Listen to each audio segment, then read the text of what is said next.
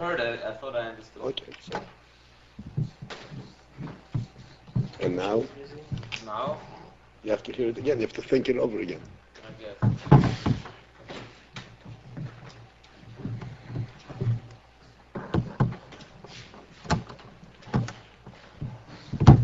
Somebody making a copy for me?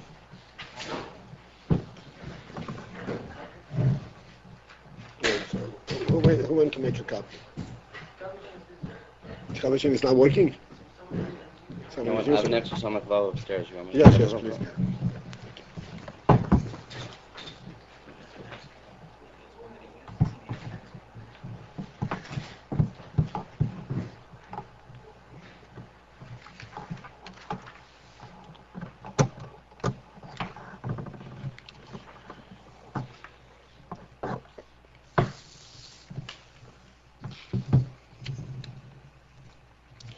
Another very difficult Indian that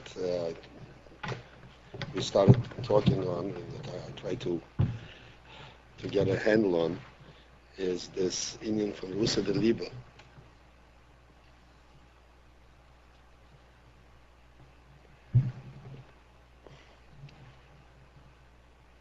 Where the Rebbe says that Psycho, Mikhail Poshu,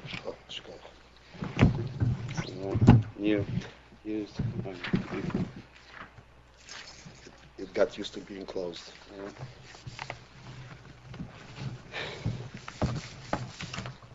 You know, I'd prefer this. I wouldn't have to hold it. I don't mind. No problem.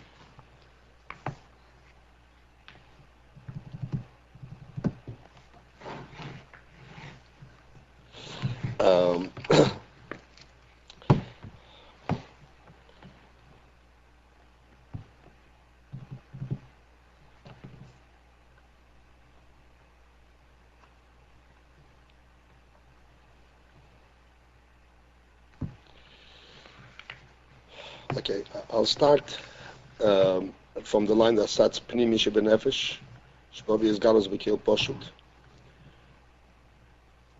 Then Yesh Bechinis is Poiras Pnimi. You have that?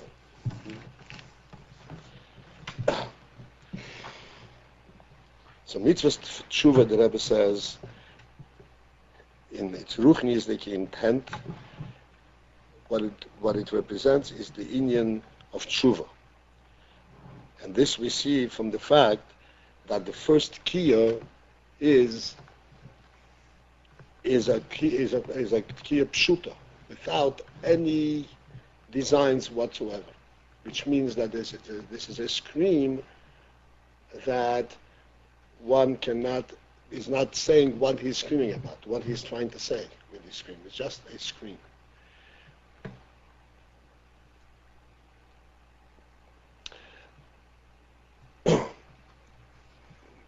To understand this whole concept,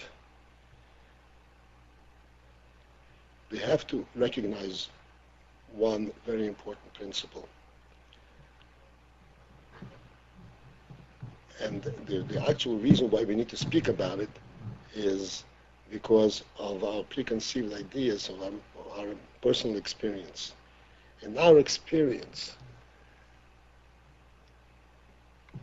we can relate only to things that happen as a in terms of a cause and effect. In other words, we can relate to things that happen at some point in time. There was a time when this was not, and now it is. So in this contrast, this is when we notice something happened. Because we see a moment ago it wasn't, now it is. And this is how we grasp the union that's happening in, what brought it about, what caused this change.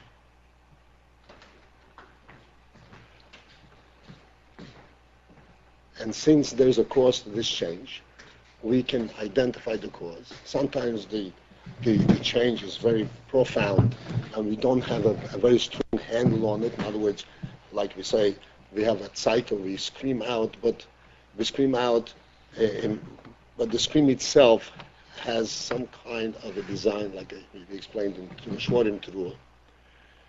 He's screaming, but he's aware that he is screaming because something pains him.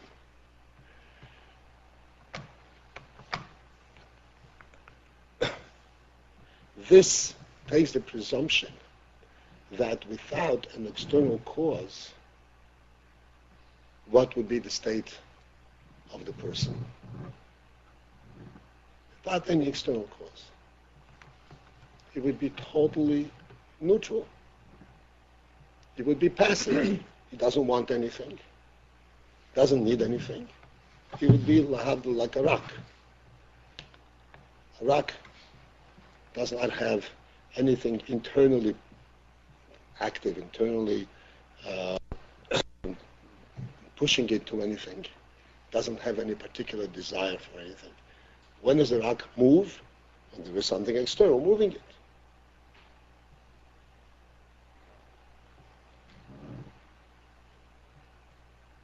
We have to understand clearly.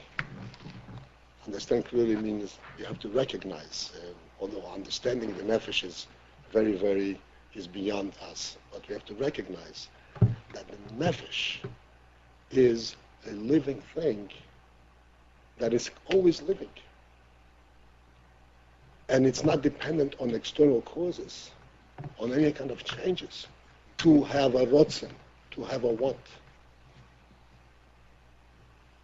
As a matter of fact, in the Torah, in Lashon HaKodesh, rotzen and nefesh are interchangeable terms. The word nefesh is used in the Torah very often to denote a rotzen. For example, im yeshas nafshechem, in Pasuk in Chayesar.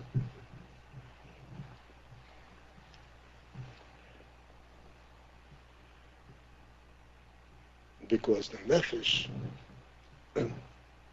is a matter of nefesh and rotzen. Nefesh, this is why as we're going to learn in Yitzhak, hopefully we'll get there, but that the inyan from the rotzen and oineg are inherent in the nefesh, are inyanim atzmiyim, which means the nefesh always wants and always has oineg. And here you can recognize that the word want, which has a secondary meaning as a lack, of missing something. Something is paining it. But there is also the word want, rotzen, which is not dependent on lack. This is the very essence, the very nature of the nefesh. The nefesh, the rotzen of the nefesh, the essence of the nefesh is that it wants elokus. That's what nefesh is. That's its force. That's its manifestation. And this is why the rotzen of the nefesh can be expressed in a psycho bekoil poshut. Wasn't bekoil poshut? Poshut means there was no cause, no external cause to it. Because if there were an external cause, then you would have had some kind of a definition of what caused it. What's bothering you? I don't know what's bothering me. It's just me screaming out. It's the whole nefesh. As he's going to explain, that the psycho bekol poshut denotes tshuva. We're going to get to this.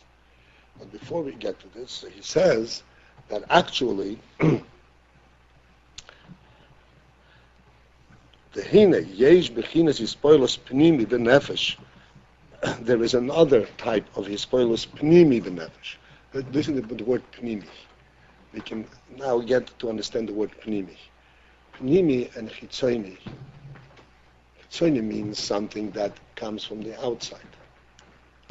Pnimi means it doesn't come from the outside. It comes from itself. Hispoilus pnimi. The nefesh itself creates this hispoilus. So there's hispoilus pnimi, the nefesh. Pa'avoido de reuso de libo gamke. This is a very deep and high level of avoid. It's called avoido de reuso de libo.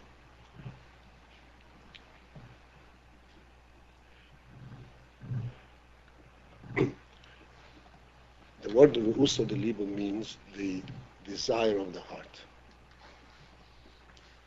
Ru'usa, the word Ru'usa is in Aramaic, means desire, like Raiva de Chol Raivin.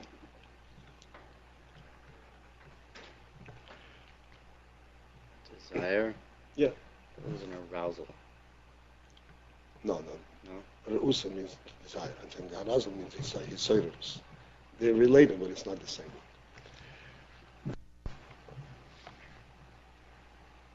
What is the meaning? What is intoned by this term, Re'usa de Liba?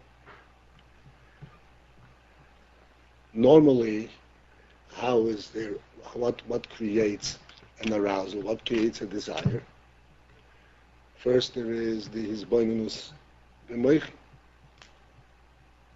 and from the mind it comes in the heart, and the heart follows. In the heart, there is the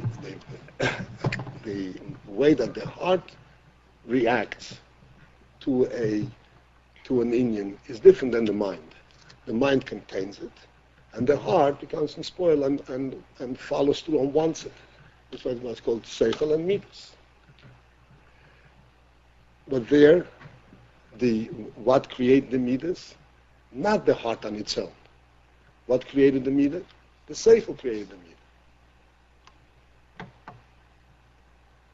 And as we said before, this seems to be quite logical. That in order to be aroused, in order to want something, there has to be something that causes the want. The seichel tells it, this is something which you should desire, you should go for, and therefore he wants it. The seichel explains the heart and so forth, brings the point where the heart actually wants it. There's an external cause for it. Re'usa de Liba means that the whole desire is originated in the heart.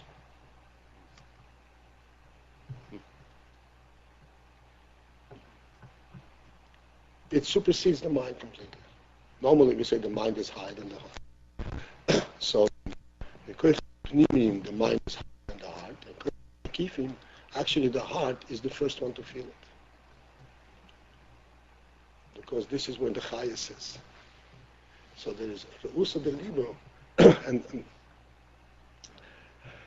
as a matter of fact, there is no way that the mind can possibly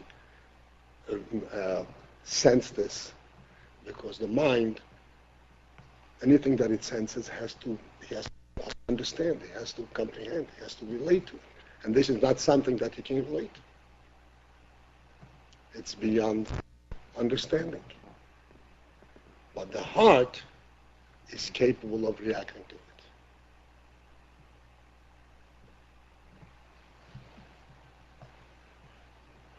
So and this Re'usa de Liba means that there is a spontaneous, there is a heart-originated desire. How does it get into the heart? Because in the heart there is the revelation of the etzem hanefesh, and when the heart feels the etzem, then there is that desire. It reflects actually the rotzen shubenefesh. Comes directly. That which the mind cannot possibly be sensitive to, because it has no kelim, has no way of grasping it, and the heart can respond to it. But that, if it's Aveda de Re'usa de Liba, then it manifests itself b'chashoy. Quite. How is that different then from chewit? You said the chewit, there are all kinds of chewit, and it says the series itself being the nefesh. Has to do with the nefesh. Right, both instances like that. Okay, so what's the difference between me and not asking why I want to do Hashana, I want to do it. What's the difference? What's the difference between themselves? How are they different? Okay, well, let's get to it. So the Avei Re'usa de Liba, his post Pnimi Nefesh Avei de Liba is b'chashoy dafka. That manifests itself b'chashoy dafka. Exclusively. Dafka means exclusively that way. Couldn't be any other way. Because in this Re'usa de Liba, there is no external causes whatsoever. And not only there are no external causes whatsoever, but this is a desire that is really constant in the nefesh. It is not something that the nefesh all of a sudden wakes up to.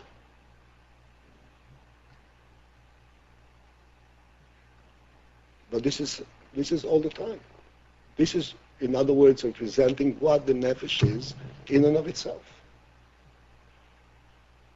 And in that respect, the nefesh is in its own domain. It's not away from it. It's not far from it.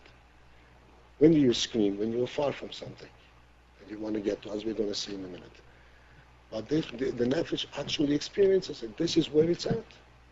It is actually in that desire, and it's acting on to it. It follows through on it, and this is why it comes b'chashoyid dafka. Because that in that state, there is no foreign object. There is no interference with anything. Nothing stands in my way. I'm there. This is what's called a satisfied desire. A satisfied desire, a satisfied desire in this context does not mean it's satisfied and I don't want it anymore. It's a desire that I want, and I'm constantly satisfying it. This is what I want all the time, and therefore there's no. It's a quiet and a peaceful type of an experience.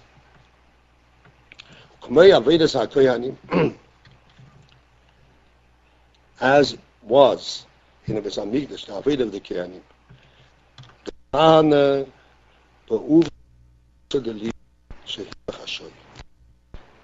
Avodas HaKohanim in their Avodah, the Kohanim did their Avodah in Beis Hamikdash. There was the Kohanim and the Levi. The Levi there in Beis Hamikdash was to sing out loud, the Inyan from his poeros.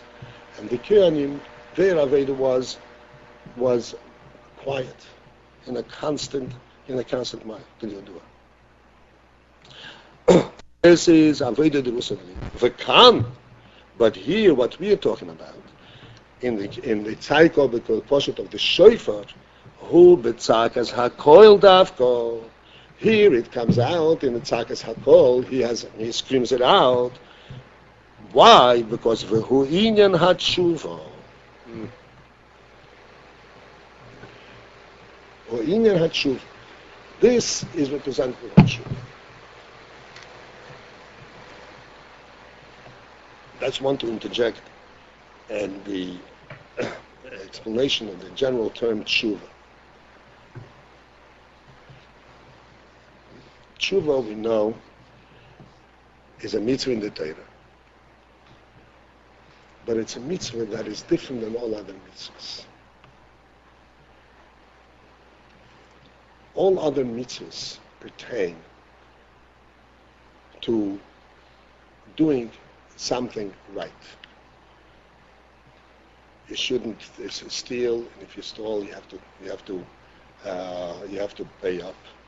You should do tzedakah, you should daven, you should learn, you should put on tefillin, do something very specific. All of these things are representative of the Rotzen Ho'elim, of the Meibush Rotzen. When does one fulfill the Rotzen Ho'elim? The Meibush Rotzen. When one recognizes that there is a Melech, that there is a Rebbeinu Shalom, and he wants to obey and follow through on his commands and his Rotzen. So he does these things. Which means that his recognition of the Melech, recognition of the Meibush, and the mitzvah are really at two different levels. First, there is recognition of the Melech, and then there is the mitzvah, like we say by Rosh Hashana, Kablu Malchusi, V'hakach Kablu Zereisa. First, you have to kabel the Malchus Shemayim. That means, do you have a Melech? And then you makabel the gzeiros, because the gzeiros are specific. They're not in terms of Kabbalah's Hamalchus itself. This is actually following through on the command of the Melech. Tshuva is also a mitzvah.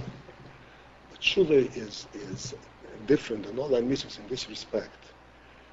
What does the mitzvah of Tshuva consist in? Normally, how do we define Tshuva? I did such and such thing wrong. I want to correct it. Let's take an example which will give us both sides of the union. I took somebody's article. So there are two things here. This other person is missing his article. And the other thing is, I did an Avera. In other words, this is Benodom L'Chaveira and Benodom L'Amot.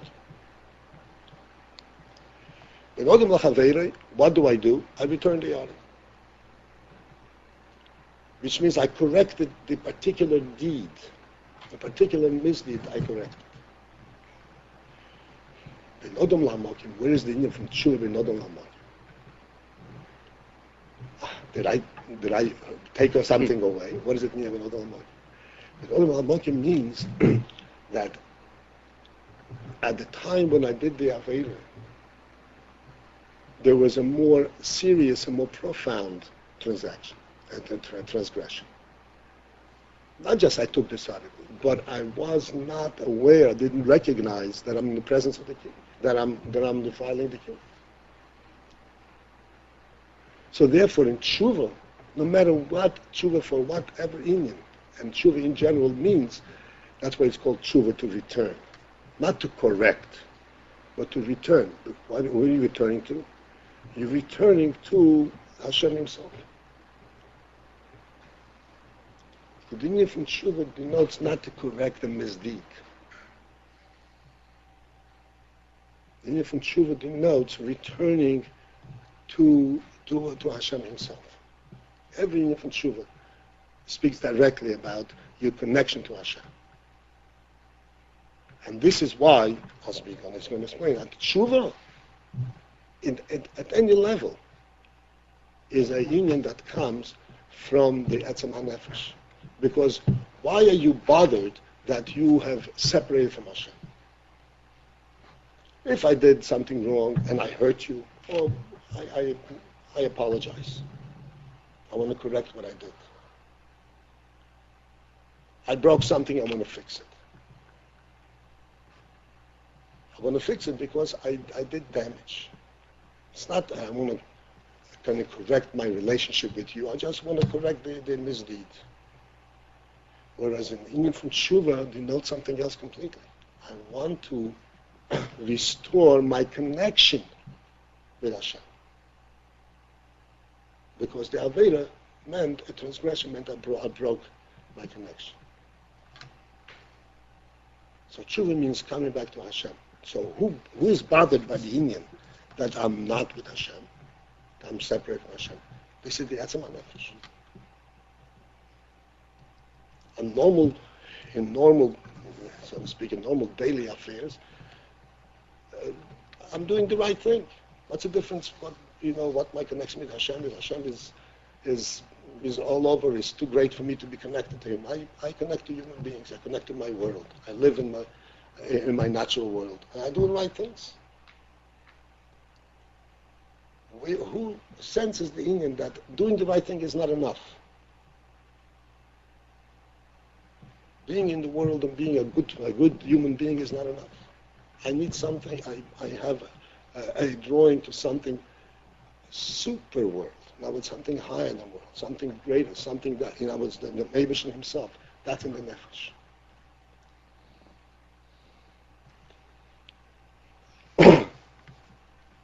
So it says here, in Shofar, we see clearly that Shofar is talking about the tshuva, not about Rusa Deliba. Kishneihem, because both Rusa Deliba and tshuva, Heim Bivchin as his poilus pnimi the nefesh. both represent a union that shows that the nefesh was touched in and of itself, not because of some misdeed, but the pnimis nefesh itself, that where the nefesh is unto itself was touched. Omnam, however, halukim heimo bin yonom. However, they are different. Bin yonom. Bin yonom means two things: how they manifest, and also it means the reason they're different and how they manifest is because there's a different quest. I want something different.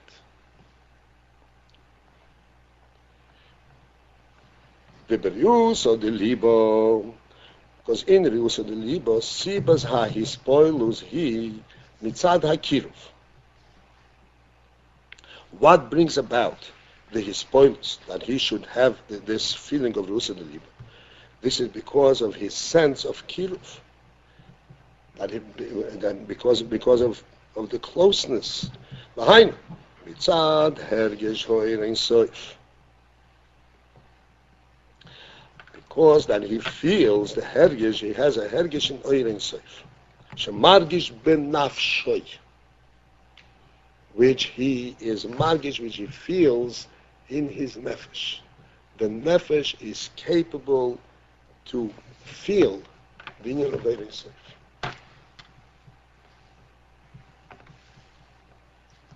Vehu, and this happens when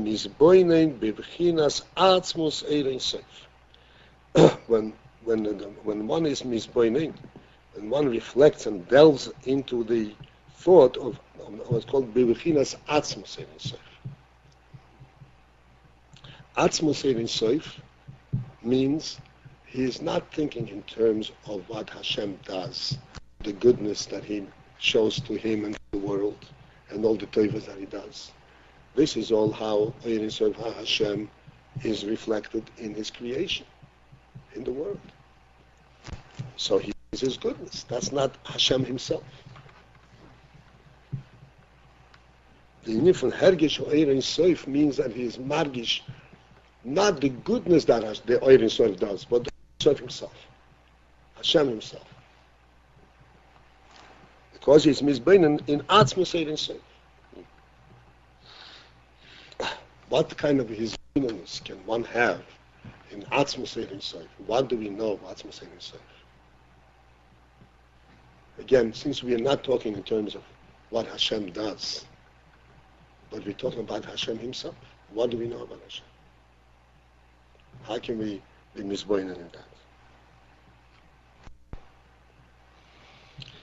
Shemufla umeroimim ba'elomis.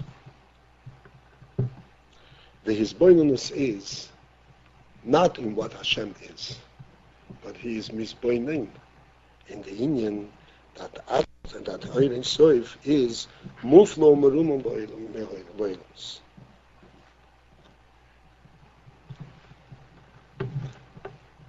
That Atzmus Ein Sof is Oilamis is that which we can relate to, that which we can understand. And within Oilamis itself, we can go through very many madrigas and understand what Oilamis, what there is in the world. We can go from Doimim, then to Tzeimeach, and to Chai, and Medaber. All of these categories in the world. By going through this hisbonus, we recognize what greatness there is in the world. The building block, the simple building block in the world is a doimim. It just exists. Then all of a sudden, this building block has a life and it grows. And then all of a sudden, this building block not only grows, but it actually lives. Chai. And then on top of that, it comes to Medaber. Medaber, in a very real sense, is actually completely above world, because it's not dependent, as we're going to take him, it's not dependent on world. He actually stands up and erect. He's not really, he's like, barely touches the earth. He's just floating in the world. And, and so therefore he comes in contact, he comes to grips with a nefesh, with a real life force. And he sees that there is a nefesh in the person that is a real nefesh with a rotzen, with a chayas, and it is in the world and totally independent of it. This is in fact what distinguishes the medaber from a chai, from everything else in the world. And everything in the world is dependent on the nature of the world. Medaber, he can choose what he wants to do. He's above the nature. He's not forced by any aspect, any limits of the world of how he behaves and what he does and what he thinks. So therefore he comes in touch, he comes in contact with something that is a real living force, not just a mitzias, a living, real force that can cause mitzias, the odom. So this isn't essentially, there are many worlds, madrigas and so forth, but essentially the inyan of medaber represents the highest inyan in world in general, whether it's medaber in asiya or medaber in atzilus. But he recognizes that the world is not such a simple thing; it's a very great thing. And then he is misboining that atzmus ein soiv is mufla umrumam ba'olam is altogether in a category that world cannot capture alone. Not even in the way that it is independent of the world, like Odo.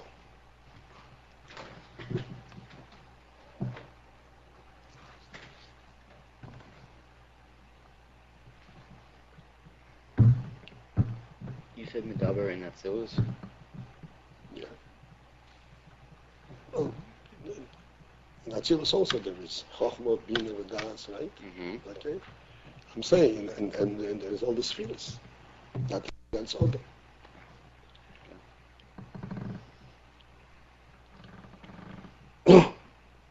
The point is that the reason I went through this is to explain that when the Mizboinen Atzmas in Yisov Shemaluf Muflum Rum Ba'ilam is before that we have to understand what Oilam is in order to understand and appreciate what it means that it's Muflum Rum Ba'ilam. So I went through briefly into the scene.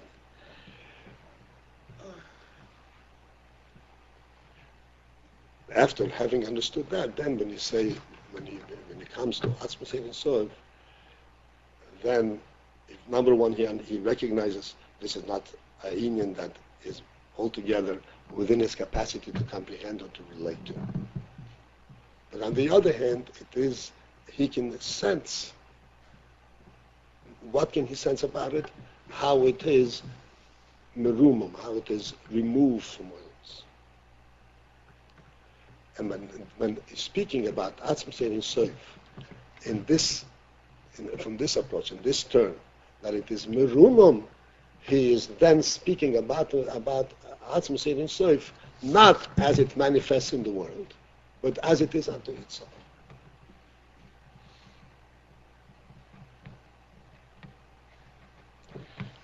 Now, So through this awareness, you come to have a feeling of okay, now here is the important thing. The important thing to understand is this.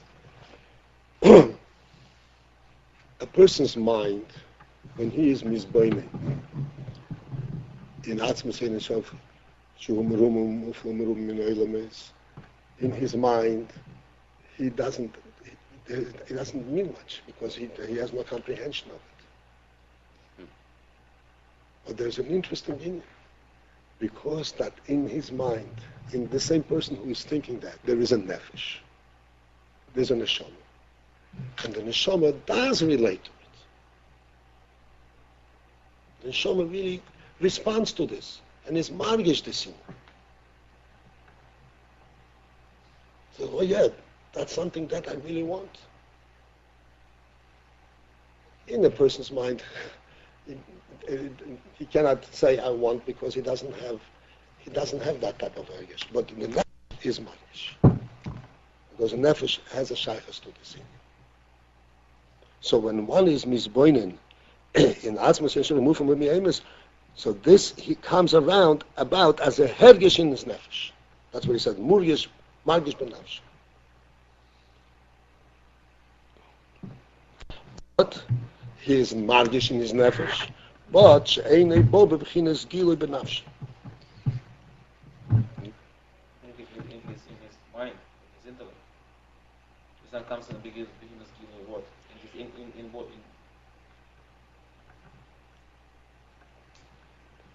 Whether it is in his mind for sure not, as we said before, but even in his heart, he cannot come begilui.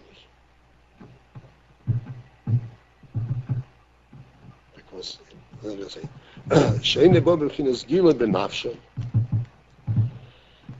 This, the nefesh is margish the inyan, and this is really what I want. This is really what I relate to.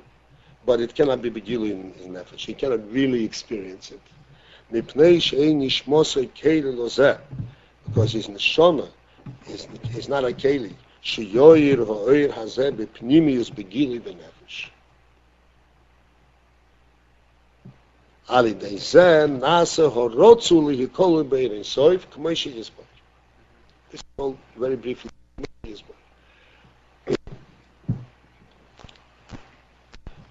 But then becomes a rotzul hikolobein. But what causes this rotzul? This is the important distinction. That he's margish the Enisar. He's margish what it is, but it cannot be begilui. Therefore, he has a rotzul to it. But he has a sense. He feels its closeness. And that's why it comes out in a quiet manifestation. K'meshi is boyer.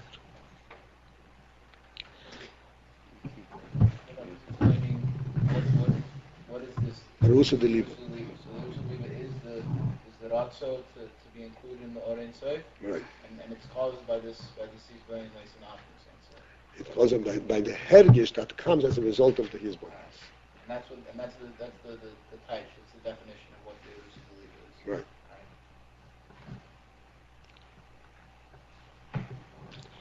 So therefore, what do we see here? That what causes this rotzu, what causes this rusa de liba? The inyan that the nefesh is margish elokus, not because it is thirsty and devoid of elokus, but because as a result he makes it and he is margish, and that's why there's a hispoilus and he wants to be nichli, he wants to come close. Therefore, that means what he started off in the beginning before that to tell us that the Rusa de Liber is representative of Kiruv, the fact that he is close to it. When he's margish in his soul, that represents a closeness. Because he is close, that's why he feels it. That's why he has this Rusa. That's why he has this desire. And then furthermore, then furthermore, besides the fact that what causes this rotzu is a hergish that is margish, and so which means he's an aspect of kiruv, not of distance. And furthermore, the etzem inyan horotzu, the very function of rotzu, gam kein inyono hu bechinas kiruv. Rotzu also has an undertone of kiruv. What is the kiruv? Masha roitze lehikol. What is it that he is seeking in this desire? He's seeking to be close. Not only be close, but be Lehikol. So the whole expression of Rusa de Liba expresses a sense of closeness. And that's why it doesn't come out in a scream, but it comes out in a quiet cleaving, so to speak, a quiet joining and enjoying. The fact that he's right.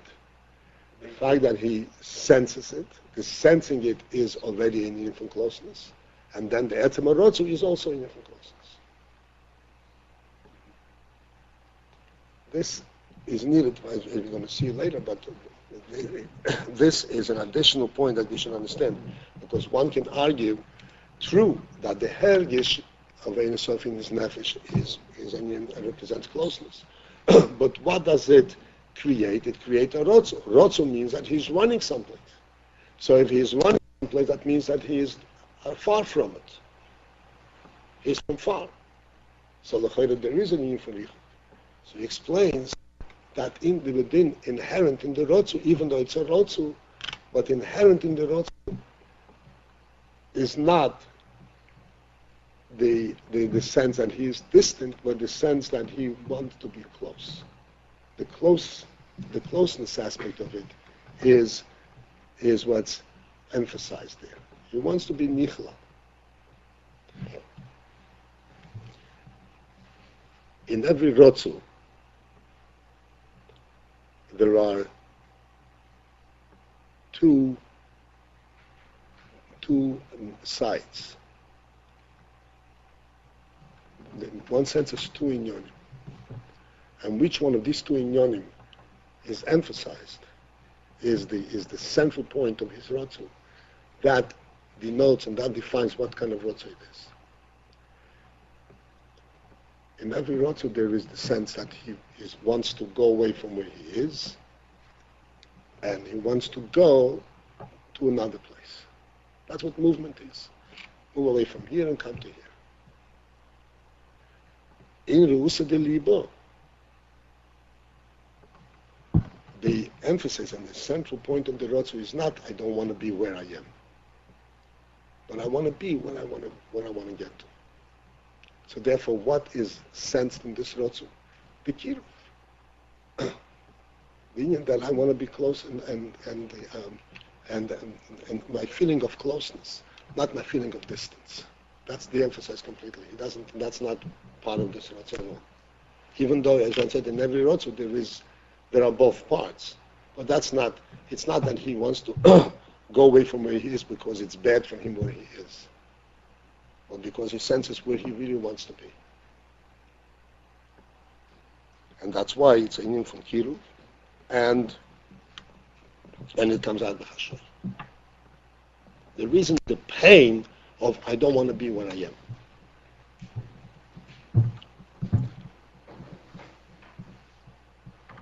Masha in came with tshuva.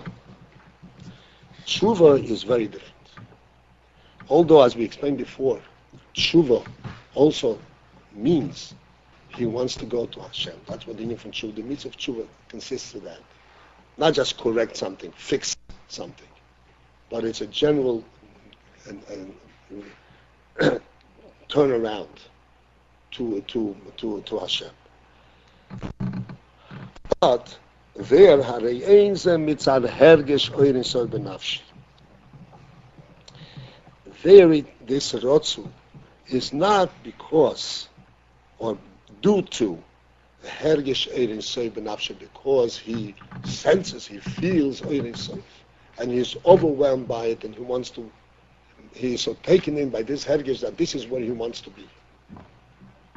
On the contrary, he has no hergesh nalkus. He is very distant.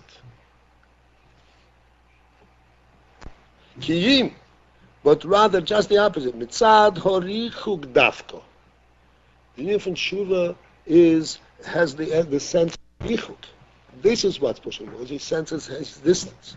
Shetzor loy ma'oid mashin yisrachik. It bothers him very deeply that he is distant.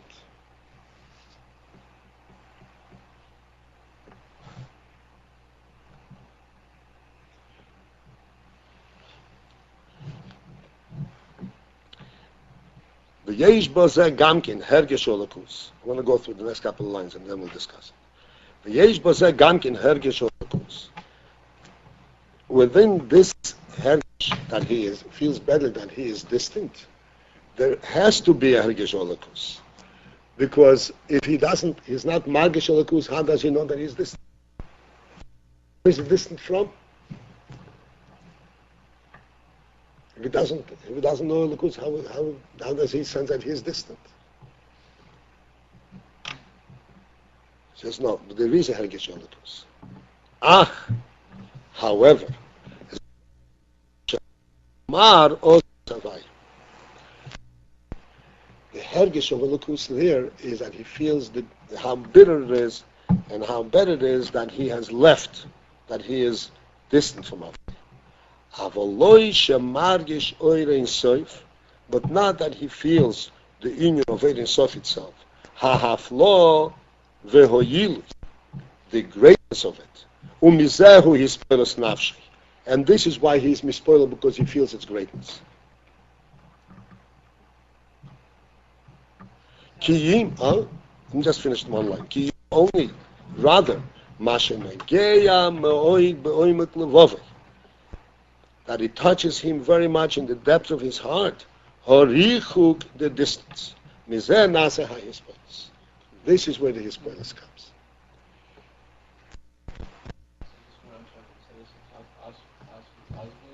Ozvoy, that he left, he detached himself, went away. How does he feel the richuk if he doesn't feel the loss or inside? Right.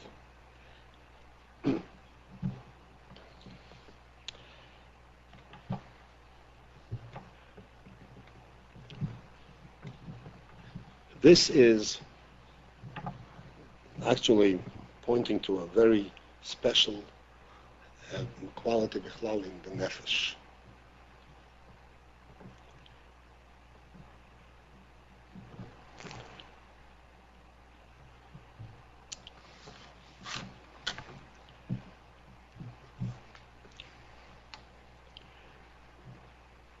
There is a story, a saying, a word from Rebbe Rashab, that he was talking to the Frierdiker Rebbe. And they were learning about the fact, and about the Indian, that Shoite also Rachim Olav. Shoite also, Shoite also Rachim Olav. You're not allowed to have mercy on a Shoite. See, this explains the whole thing. So when they were learning this, so the Rebbe Rashab said to the Rebbe, to his son, he said, look what a Rachmonis is on him. That Torah itself says that you're not allowed to have Rachmonis. What kind of Rachmonis is on this person that even Torah says you're not allowed to have Rachmonis? What's the pshat? So the Torah, this is like a self-contradictory statement.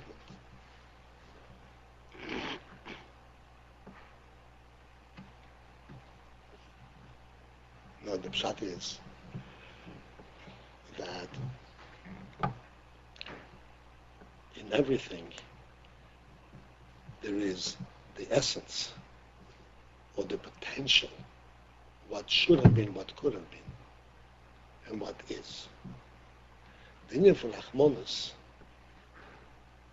pertains to someone who is in need and he feels his pain. So the midah of Rachmanus comes for the pain that he feels. Right. He feels that he is lacking, and it's an Rachmanus, he want to help him.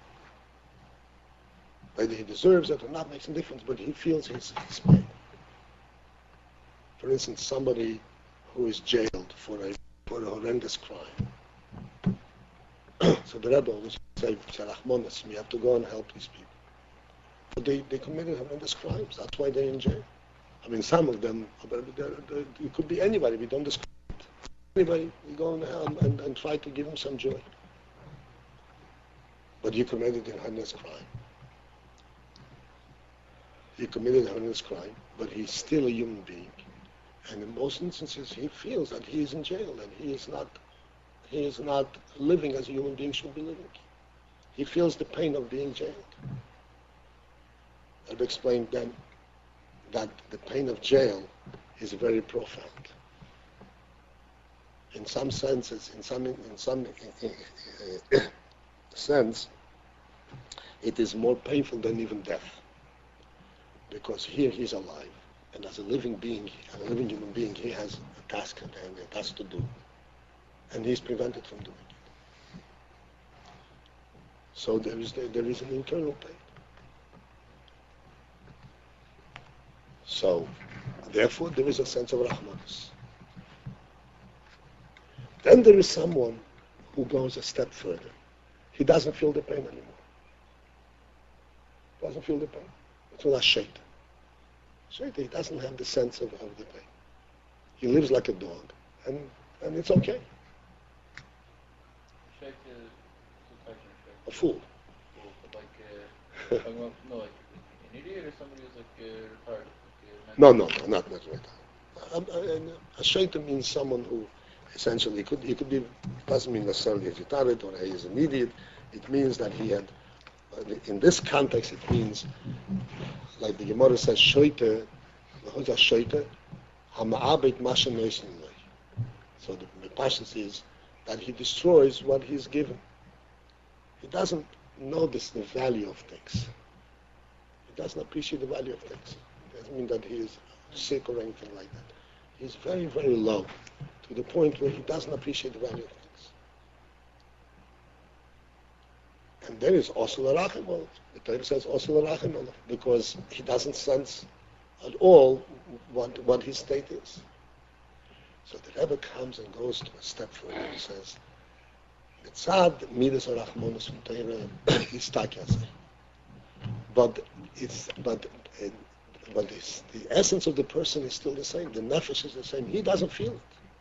He doesn't feel it to the point where not only can he do this transgression, can he do this crime, but he doesn't even feel it afterwards. He doesn't even feel the fact that he is deprived from living as a human being in jail. He acquiesces to that state of life. But nevertheless, he is still a human being, and without feeling it, we have the big Rahmanas beyond Torah. What a big Rahmanas on this person, that not only is his soul in prison, but he's not even aware of the fact that he's in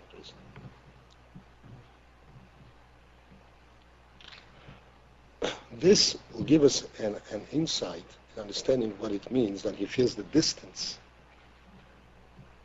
without Margish Ein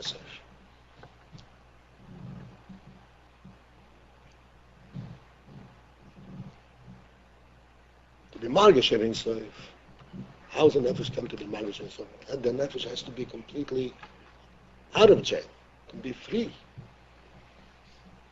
to be Margish himself and Margish his life and know what, and to come forth beyond the duties of life, but actually reflect on the absolute truth, on things which are even higher than the world. Margish Ein Sof. What normally a person is bogged down with life's responsibilities. He doesn't have time to reflect on what does he think about? When he goes to sleep, he thinks about what's going to be tomorrow with my business. When he gets up, he thinks what's going to be today with my business, and that's what bugs him all the time. Does he have a moment to reflect on what's really life about, what the world is about? Where does he come to it? In order to do that, he has to be free, real free. In other words, he is not dependent on natural forces. He's not worried about worldly things. He can actually calm down and reflect on what the truth is, what life is all about. And then he can come to think in terms, things which are beyond the practical life. But someone who is in jail, whether it's a physical jail or an internal jail. He is jailed by the world. He doesn't have time to think. He doesn't come up. As a matter of fact, he doesn't know what you're talking about. All I'm concerned is about my daily responsibilities.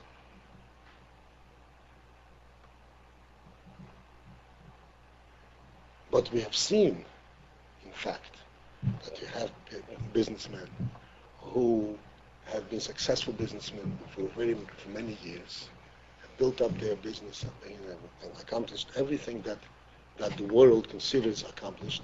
And then at some point in time, he turns around and says, where have I wasted my life? What is the significance of all this? Where does that come from? He wasn't misbeinen in Sof Shemarum Umufla Meilons. But nevertheless, he is not that much shaken, that much in jail, that he doesn't sense that there has to be something real. He doesn't know what it is.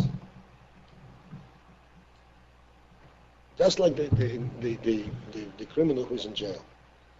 He is pained that he cannot do what he has to do. Does he think of what he has to do? He doesn't have an idea what he has to do. But he knows that he has to do something. A human being has to do something.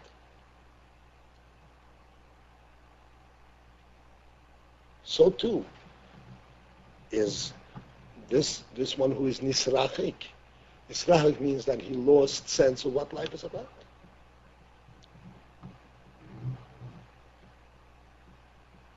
He sunk, so to speak, in the natural world and completely lost sense of what life is about, what human life is about. It does not mean that he doesn't sense, that he cannot sense that there has to be something.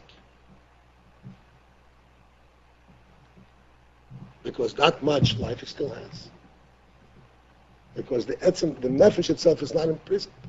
It's his seichel and midas are imprisoned, but the nefesh itself is not. And therefore, occasionally he feels something's not right.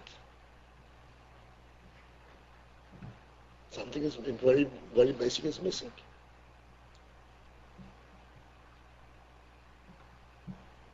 But he does not experience at all what it is.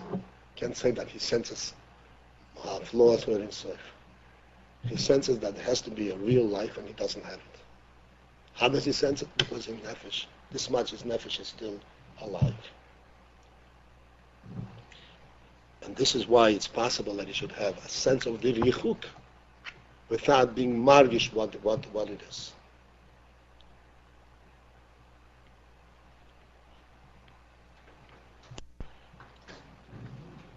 He doesn't have at all any sense of haflo or yilud, but in the fact that he is distant, that bothers him very deeply. Why? Because that stak is something which is very deep. Because it touches the etzem nefesh. The nefesh has to express it, has a real meaning, and it's not there. So what is the hispoilus? The hispoilus does not express something that he wants. In other words, something that he senses what it is that he wants. He doesn't even know what he's missing. But that he knows clearly he's missing. And what is he missing?